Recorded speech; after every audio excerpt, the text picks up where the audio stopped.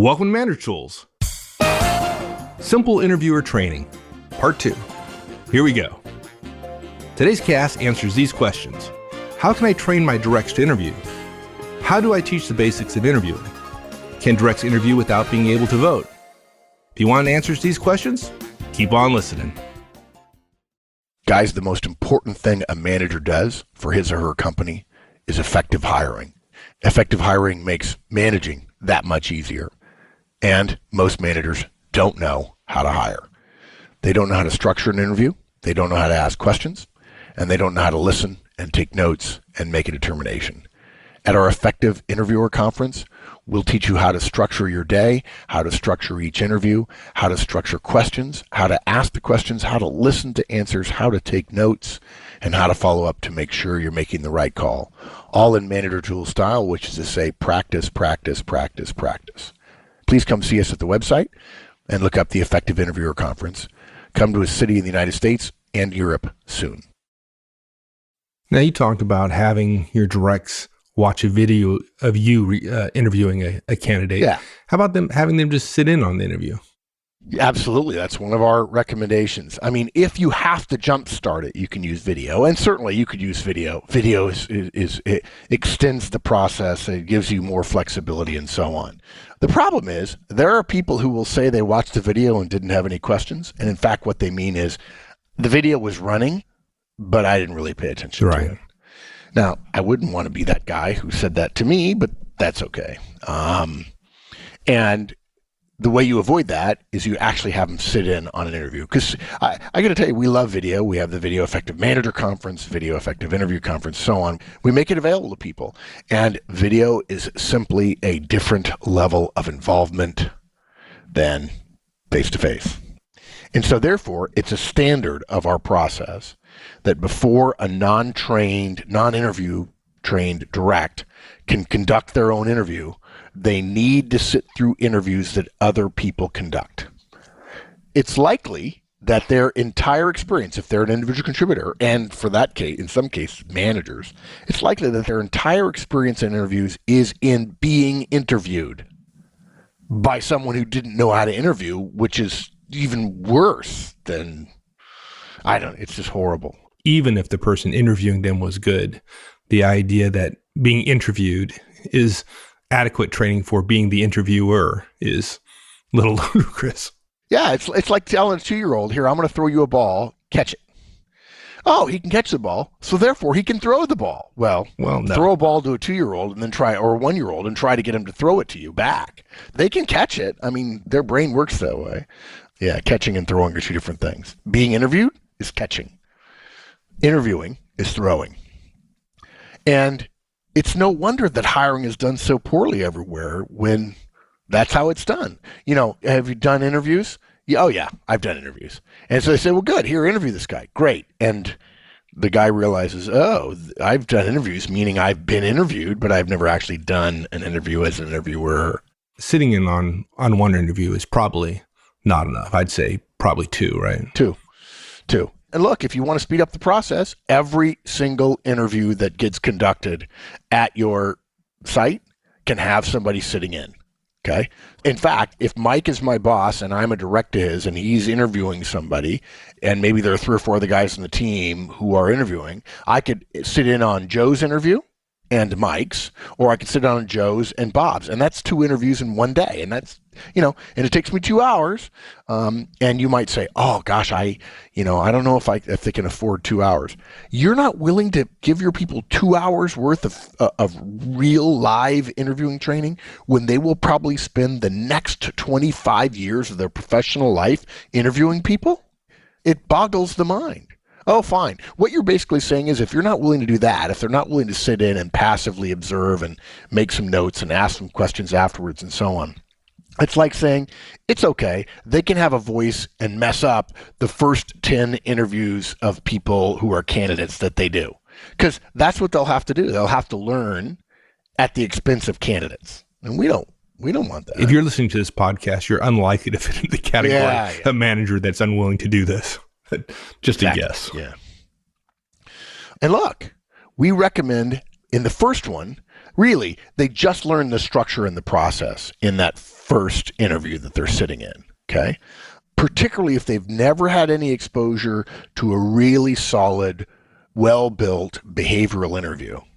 Even if you're hiring people using the Manager Tools interviewing model now with behavioral interview questions and so on, the person we're talking about may have been hired before you took over. You inherited them, and so they don't know our process. They don't know behavioral interviews. Or lots of companies, lots of managers, lots of executives say we use behavioral interviews, and they ask, tell me about yourself and give me an example of a significant accomplishment, one or two, and that's it. And the rest of the time is just sort of rambling, kind of not valuable time spent. And that's not a behavioral interview either. The point being, they're going to be learning both, oh my gosh, these questions are qualitatively different, and this interview feels different because there's a structure on the front end, there's introductions, there's chit chat, there's a series of questions in a certain order, there's probing and so on. They really won't be able to understand the details of the questions and how hard it is to listen well, take notes, and probe in the very first interview. So in that second interview, with that process already in their head, they can start focusing on what matters, which is the effective questions that you ask and the answers and the probing probing the answer to find out whether the candidate really does have what we're looking for or not. Now, huge point. When they do sit in on an interview, make sure that the interviewer informs the candidate that the trainee is not, the trainee being your direct who's being trained, is not part of the interview. They won't be asking questions. They won't be called upon to provide evaluations. They're simply there to observe. Yeah, that's a great point. Well, if you don't cover that point, that's unfair to the interviewee. That's for sure. It is, right, exactly. And so to facilitate this is the way to make this easy, guys. Have the trainee sit out of view of the candidate being interviewed. Okay? If you don't know what that means, here's what it means. You're sitting in position A, the candidate is sitting position B. You draw a line from A to B. Then you draw a line perpendicular to that line at B. So now what you've got basically is a T. You're at the base and the candidate is in the middle. The trainee must sit behind the line that the candidate is sitting in the middle of. The candidate is facing you, so they should be sitting behind the candidate, further away from you than the candidate. Not at 90 degrees so they can watch the face of the candidate, because that will freak the candidate out. Okay, you don't want that. You want them 30 to 40 to 50 degrees away behind that perpendicular line to the line between you and the candidate. Yeah, and in that position, the person who's observing is observing you, the interviewer, not really the interviewee, exactly. Right? Yeah, they'll certainly hear everything the candidate says, and they'll judge it, and they're smart enough to do that. But you absolutely don't want the trainee sitting next to you. It will cause it to be a dual interview. In fact, for good measure, it's probably good to say specifically, this isn't a team interview. This is not a tandem interview. This is not a panel interview. It's just you and I, and we think interviewing is important, and Joe here is sitting in order to prepare him to be interviewed, to be an interviewer in the future. And guys, there's just so much misinformation available today about panel interviews and dual interviews. It's staggering. We'll cover that. We have future guidance on no panel interviews, no dual interviews, and so on. It's a bad idea. Just trust us on that. Don't do it. And what's more, the trainee is not an interviewer. And it stresses candidates out. It causes interview degradation in terms of quality. Never substitute efficiency when what you're hoping for is effectiveness. Another point is, if the interviewee can see the person observing, right, the person you're training to be an interviewer, the person observing is going to take notes, right? They have to take notes about what's going on if they're going to effectively learn. And if they're taking notes and the interviewee can see them, the interviewee is going to assume that the person's evaluating them. It's completely natural. Yep. And so now they want to include them. That's right. And they're going to talk to them. They're going to look for the person's facial expressions. And yep, absolutely. Exactly. And the whole interview goes south real quick. Yeah. Now they're looking at the facial expressions of somebody who doesn't know what they're doing. Right. And the person has a look of consternation on their face, not because of what the interviewee said, but because they don't understand the process, right? Yeah, they just don't know, and they're concentrating to get the notes down or whatever. Yeah, exactly. Yeah. And to your point, ask the trainee to take notes about what they see and hear.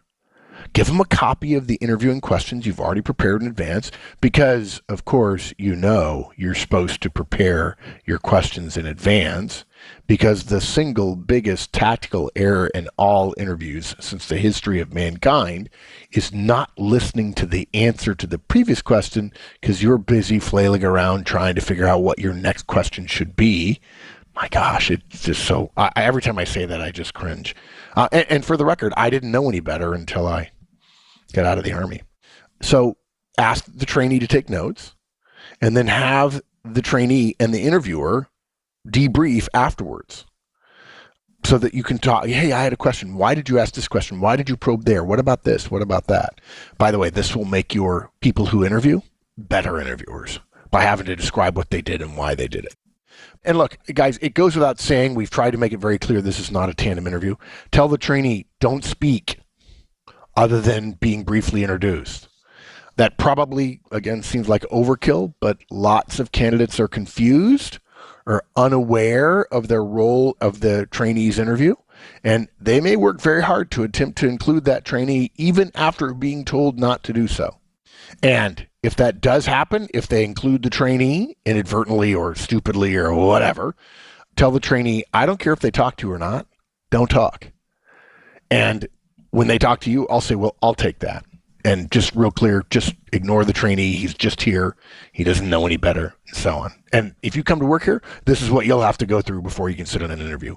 We want you to know that if we hire you, you've been through a rigorous process and you met our high standards. And we won't hire anybody who isn't as good or better than you. And you don't get to be one of those decision makers unless you've been through some training. Okay, so now the trainee has sat through one of the interviews that you've conducted, or two, actually. Two, yes. And next step is to have them sit in on one of my favorite meetings of all time, the interview results capture sessions. Yeah, if I couldn't teach one-on-ones, only one-on-ones, if I was ordained to only do one thing, this would be in my top 10, the interview results capture session. Because if you do this right, but you're not doing interviewing right, gradually this will force your interviewing to get a lot better. Now, full disclosure, guys, we're not going to walk through the details of the interview results capture meeting here. You'll be able to glean some of it. We have other guidance on the website, manager-tools.com, and of course in your app, or on iTunes, you can find it as well. One of our most popular podcasts, those people who have instituted interview results capture meeting just say, it's astounding. I didn't realize how each interview could be positively affected by a meeting you have at the end of the day, but it's true. Right. But at a high level, just for those who are not familiar with it, it's everybody who's done the interviews. There might be 4 or 5, 6 or 7 people who've interviewed the candidate, and they get together to talk about what they've observed. Yeah, getting together to talk about what they observed is, that's a very high level. But you're right. Basically, it's everybody gets together. Yeah, it's a little bit more structured than I just described. Yeah, but then we start getting into the details, which we don't want to do here. And once the direct knows about the overall process and how interviews are conducted, and they've sat through some interviews and so on, they need to see how a professionally run interviewing day ends.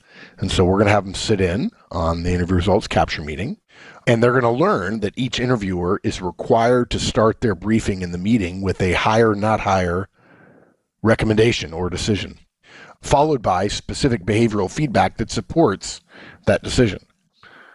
The second biggest problem in interviewing today is interviewers not being required to have a decision at the end of the interviews, right? And so they come into the end of the day and like, oh, I liked him, I didn't like him, and we end up with the loudest voice, positive or negative, winning the day in terms of whether somebody gets hired or doesn't get hired. So the interview results capture meeting, when they go through it, will completely convince a direct who sits through it of the importance of their role in interviews, how each interview stands on its own. It is not an ingredient in a stew. Okay, that's what most people do. Most people say, I don't have to be a great interviewer because there's 8 interviewees, so I only have to be 1/8 of a great interview. No, you have to be a great interview individually, and then individually we're each required to give a hire or not hire recommendation. And if you know you're going to have to say hire or not hire and then defend it, that makes you tighten up notably in your interview. And you wouldn't want to be in an interview that had that as an output of it, as a result of it, unless you'd had some training in advance. Otherwise, you're just going to be embarrassed. You're just going to be embarrassed. And it wouldn't be your fault. You'd just be embarrassed as a professional. You'd be like, well, I clearly don't know what I'm doing. Yeah, it would be Somebody awful. train me. So, okay, so now they've sat through 2 interviews that you've conducted, or somebody else, an interviewer who's been trained, has conducted. Now, next step is they actually get to interview. Yeah. It's time to let them conduct their own interview. Tell them they're going to get the standard question set. They'll have to conduct an interview just like everybody else that day. By the way, don't put a trainee with them, okay? That's just one more thing for them to have to deal with if something goes weird or unusual, the schedule gets interrupted or whatever.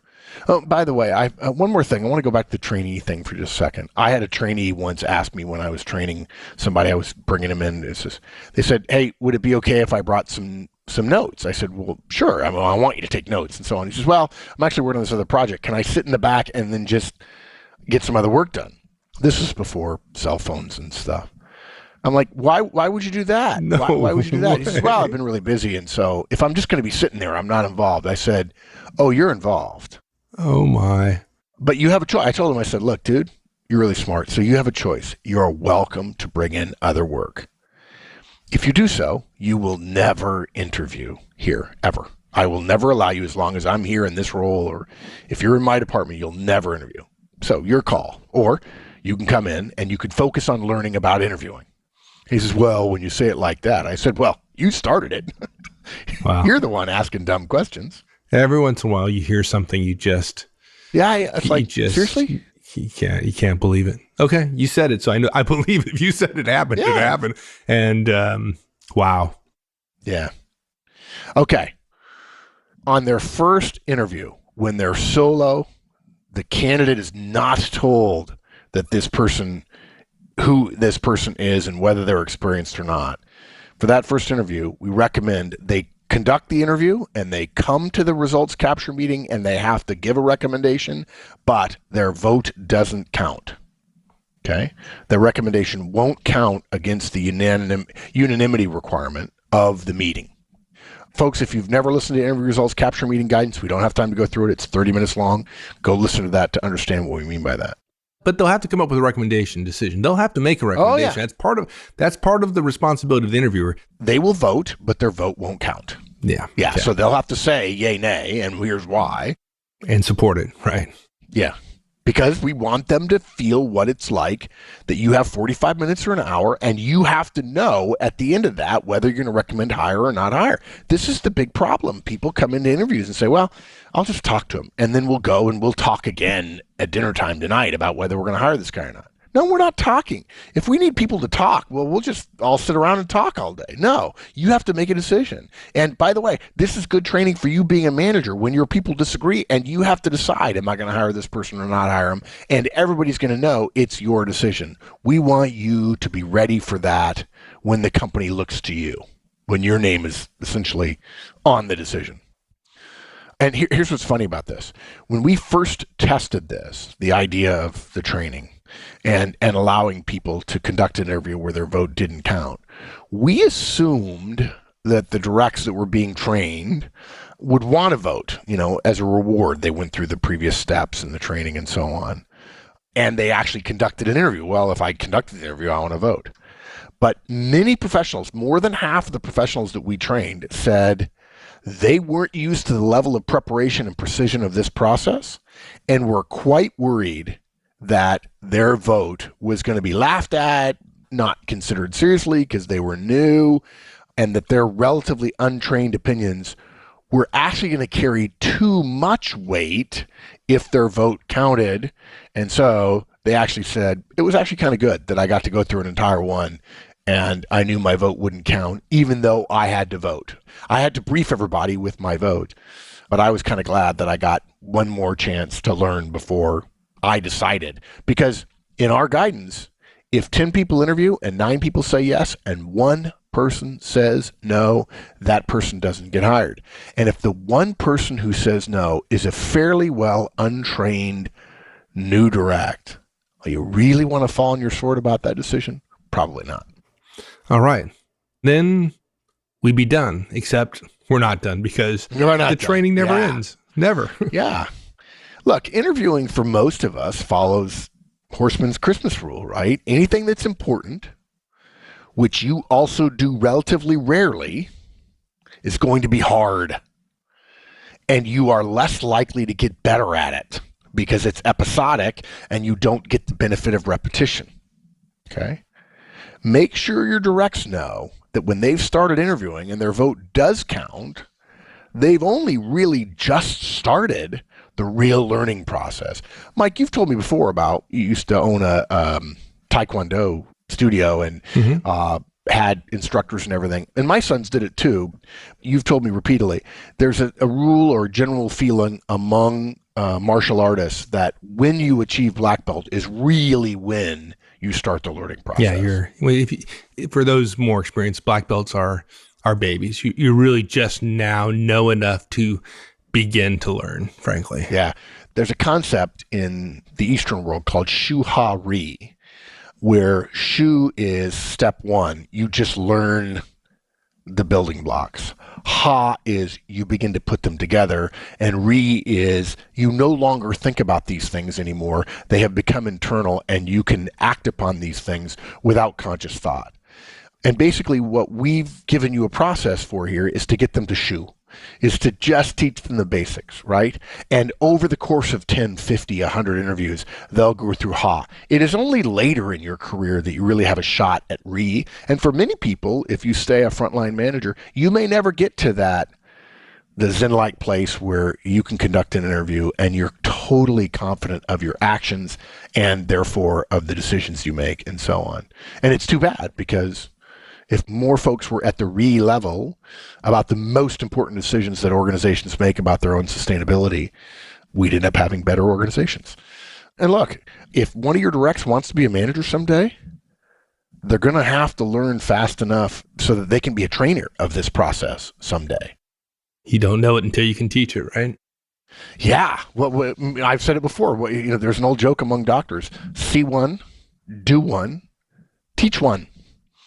That's the thing. You learn how to do it by watching, and then you have to do it. And then the way they really, really tighten, really deepen, really help you learn what it is you're doing is you have to do it and teach someone else to do it. And it's been my experience. I've become a better manager by having to teach it and thinking about it. So at a high level, it's really important to have a process. It's really important to help everybody understand what the process is. You definitely want your directs interviewing people for positions that will become their peers. You don't have to only have managers interview people. Brief them on the process, have them sit in on your interviews, have them sit in on the results capture meeting, allow them to interview on their own, sort of a training interview where they don't get to vote before they actually start interviewing. And that's when their next level of development really begins. I mentioned before about how really great organizations, they know that 80% of learning, of development, let's call it development, of your ability to grow comes from your job and not from going to internal or external training. That's how organizations learn. And we as managers teach people. If you're not teaching people, don't be surprised that they're not learning. We introduce them to the process that we follow, we show them how it works, and we give them parts of it to practice and master.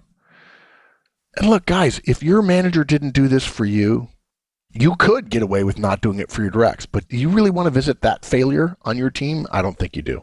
Not if you're listening. Yeah, we can talk another hour about the importance of processes and having a system. If you interview people and you get great results, but you don't know how you did it, it's magic, which is how a lot of the world works. They think it's magic, and then it's not teachable. It's not sustainable. It's not teachable. It's not sustainable, and it dies with you. There are too many managers who say my management style is my personality, and that completely rules out all your directs who don't have your personality. And then you compound it by only hiring people with your personality for your job, as if your personality was the reason you're good. It's not. Yeah, that belief is pretty pernicious, actually. Yeah, it is. Okay. Thanks, dude. That was awesome. I enjoyed that quite a bit. One of my favorite topics. All right, man. We'll see you later. You too. Thanks, everyone. Hope you enjoyed it. Have a great one. So long. This podcast was produced by Manager Tools. Manager Tools creates actionable management guidance every single week. To receive additional materials via our newsletter and to find products for situations you may face as a manager or professional, go to www.manager-tools.com.